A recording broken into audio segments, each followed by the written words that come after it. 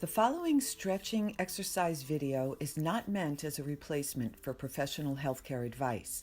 If experiencing pain, numbness, tingling, pressure, or dizziness in the body while attempting the stretches and/or exercises, stop immediately and consult your healthcare provider.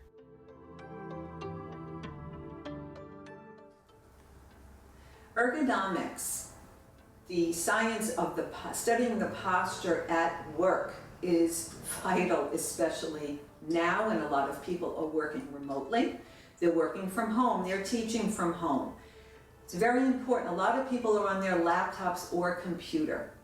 The most important thing is to have a station, to actually have a desk and a chair to work with. A nice hardback chair is best. Making sure that feet are on the floor, knees are bent, feet are not kicked back, they're not underneath us. We want to maintain the integrity of the spine at all costs so that we don't suffer later from a lot of the spinal problems that come from poor posture at work.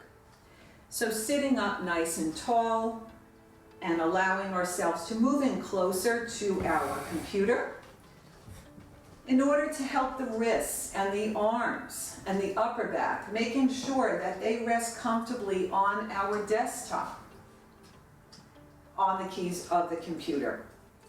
Making sure if we need to look at a screen that we are just making our eyes gaze down instead of tilting anything too much. Want to make sure we're coming from the back of the skull here to maintain that posture. Most times, after a certain time, we start to go into that comfortable collapse position, which is basically our default in our nervous system. But we just want to always remember we can come back with awareness back to that posture. So maintaining this, allowing ourselves to relax our arms as we work with our wrist, making sure the wrist is straight and it's not tilted. That was going to harm and give us a carpal tunnel situation. We also want to make sure that we take breaks regularly, and that to me is every 20 minutes to every half hour. The best way to take a break is to actually get up and walk around.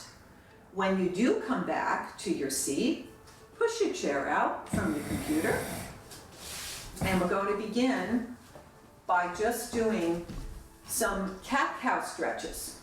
Okay, seated cat-cow, and that is bending forward, allowing the spine to round, coming back, and allowing it to flex and extend. Just a few of those, just to keep the spine moving. Then what we can do is actually widen our legs a little bit. This again, these stretches here are demonstrated on our beginner series, which is on the website and YouTube and Facebook. And we're just going to bend forward, flex forward with a nice flat back, giving our lower back a nice stretch. Coming back up, supporting with our hands on our thighs.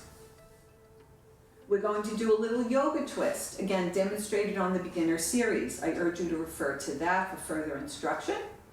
Both sides here. Perfect. And then our figure four, our seated figure four for those tight hip muscles that happen when we sit too much.